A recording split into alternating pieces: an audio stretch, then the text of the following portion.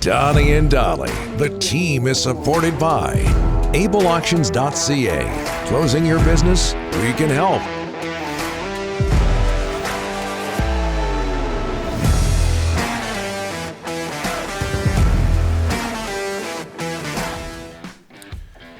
Okay, just ahead of Marc Moser, play-by-play voice of the Avalanche. All of our guests today, including Marc, standing by, brought to you by the Alberni Power and Marine RPM Group.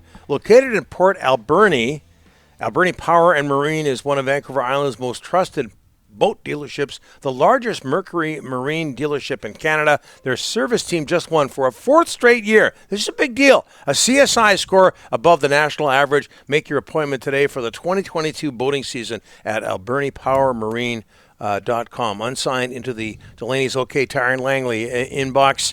Rick Lee used to talk to the media instead of Pat Quinn, if I remember correctly. That's bang on. Back in the day, Pat would send out Rick to talk to the media. And one of the reasons is because Pat was also GM. He had his GM duties, and he'd always say, we'd go in the dressing room, especially at 8 rinks, and Rick Lee would be there, and we'd have the scrum with him. But that happened on a regular basis, and I know that well because Rick Lee ripped into me one day, very publicly.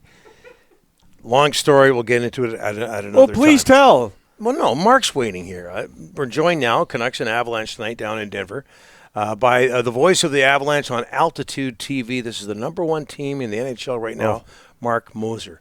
Marc, thanks so much for doing this. How are you, sir? Doing good, guys. Yeah, I want to hear the story too, Don. What's going on? What happened? Yes, I do too.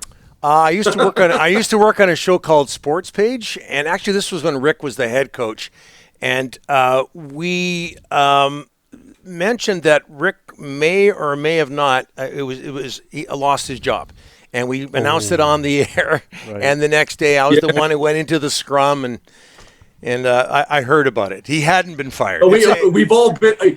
All. If you're in this business long enough, you guys, as you know, you're always there at one point or another. It's going to happen to everybody. You just have to expect it sometime. The best advice I got with that was if somebody yells at you or swears at you, it's probably going to go to air and make a pretty good story. So don't feel that bad about it. But at that moment, you feel about a foot small. You know what it's like. Absolutely. Hey, Marc, we're in Vancouver here. There's a strong Vancouver connection. He was a junior player in this area. He's from BC with Bowen Byram, coming off the concussion. What can you tell us about his health? Well, he's out of the non-contact sweater. He's in a regular Avalanche sweater, but he's still technically on personal leave. And I think, guys, what the Avs want to do with Bowen Byram, and this kid has got such an unbelievably bright future. I mean, you watch him practice even yesterday, and he just looks fantastic. He's just a terrific talent, terrific young man. I've had a chance to sit down with him on several occasions and talk to him. And so I think that it's all up to him, and it's all up to how his body feels. And the Avs absolutely will not rush him. They will absolutely not do anything to prolong any issues with Bowen Byram. It's all at his pace, and when he feels he's ready to get back in it and actually, really play the game, then he will. But the Avs will not rush him at all. It's strictly on Bowen Byram's time frame, and it's good that he's around the team. He's still around the fellows. I've seen his family around the rink, so it's all positive signs right now. But the most important thing is just making him feel healthy, obviously him getting healthy, and then feel comfortable about playing the game again. Yeah, such a nice kid. All right, Manson, Cogliano, Lehkonen, Sturm. Marc, in your opinion, did the Avs do a solid job of improving themselves before the deadline? And is there a worry, perhaps, that you're messing with a good thing? Well, I think that the best part was, guys, is that the Avs only lost one player. Tyson Jost went to Minnesota, and of course, Nico Sturm came back the other way. But the idea is that you didn't break up any of the chemistry. And I know the players did not want to subtract a lot from that room. They like each other. They love playing with each other. They want to do it with each other, and it's been a goal of these guys. So I think that's the best thing. Now, Tyson Jost was a very popular guy in that room, don't get me wrong. But the fact that you didn't take, big chunk here and a big chunk there and move things around. Now, you're going to have to integrate 4 new players. There's no doubt about that, and we'll see exactly how Jared Bednar does that. But I think the guys feel really good about what transpired. Nothing that was a huge deal, but I think these are really good strategic deals by Joe Sakic to shore up some issues that he wanted to shore up, getting tougher on the back end. You replace a 5'11" Tyson Jost with a Sturm who's a 6'3" guy. Mm-hmm. You got a Lehkonen who can elevate her up and down, the top three lines if you need him to. And we may see that. There may be some experimentation before Gabe Landeskog gets back, exactly where Lehkonen's going to play. And then, of course, Cogliano, is a total pro. He's not a big guy, but he's had a ton of playoff games. He's a total pro. He's going to go out there and give you everything he's got on a nightly basis. So I think they got grittier. I think they got tougher. I think they got bigger at the deadline overall, and that's what they needed. They don't need goal scoring. They didn't need a new goalie. Right now, Darcy Kemper is tied for 5th in the league with 30 wins. He's playing awesome between the pipes, was really good against Edmonton the other night. So they did what they needed to do, and here we go. I mean, they're still the number one team in the league, and they got better. Everybody was chasing them and trying to catch them, and all the big deals went down, but it's still obviously a very, very good hockey club with one goal in mind. Mark, I love the blue line in Colorado. So many points. 2 defensemen in the top 10 scoring. Of course, Cale Makar is so fun to watch every night. But you got a kid there named Devon Toews. He's from here in Abbotsford. He's just been unreal this year. Talk a little bit about him and what he's meant to the Avalanche coming over from the Islanders. He's been so good. I mean, really, really good. And when the Avs made the deal, I had talked to Joe Sakic the night before. I did a function with him, and he said, I think I got one more goal. I said, okay, well, I don't want to know, when it comes down. Well, I came down the next day, and they made the deal for Toews. And I knew they were getting a good player, but, guys, I had no idea how good he was going to be. He, I think, is still today number one in plus-minus in the National Hockey League. And he's a great guy. He's a great teammate, but he's a very, very good player. I do a weekly radio show with Jared Bednar, too, and he comes on my radio show every week. And I don't know, it was a couple of weeks ago, one of my co-hosts was asking him about Devon Toews, and he says the guy just never makes a mistake. If it does, you can't believe it because he's just so efficient, and so functional. And he really is, again, he's got a new career high in points for him this year, and you're playing alongside Cale Makar. But he's jumping into plays, he's active, he's aggressive, and he's very much the perfect partner for Cale Makar. Yeah. And I made the joke earlier, this is obviously way before the Olympics were canceled and everything else, but, if Team Canada could have back in the day and retro did it, you just would stick the pair of Makar and Toews as one of your top pairs, in the Olympic Games. Devon Toews has been playing that well, and I just don't think people realize it because he's not a flashy name, but he really is that good. Oh, he's so good. Abbotsford native right here. And the home record for the Avalanche, 25-3-3, but 47-7-5 in the last, Mark, 2 years.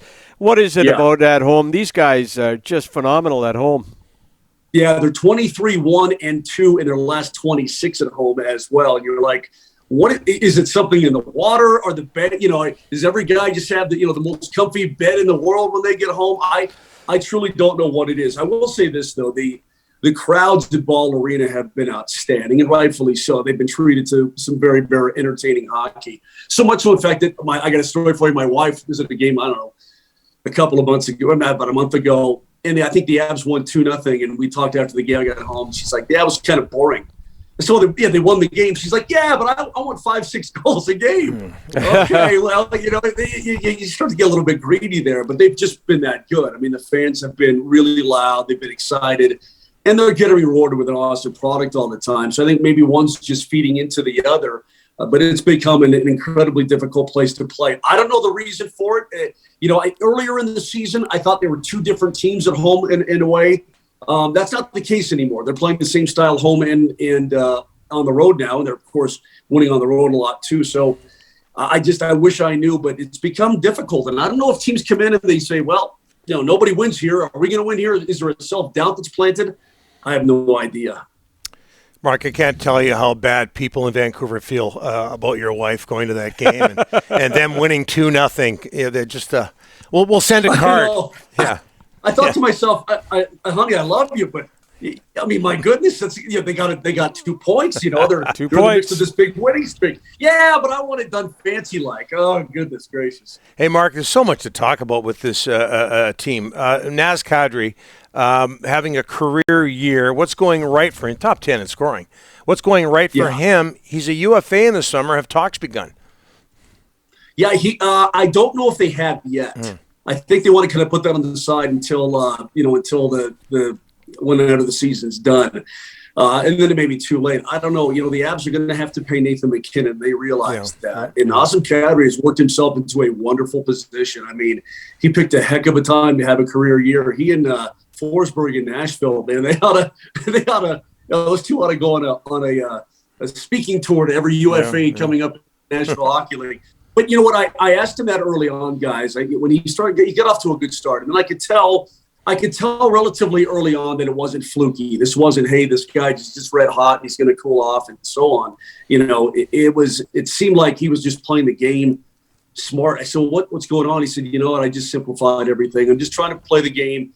I'm not trying to over fancy. I'm not trying to overplay, overthink. I'm just playing hockey.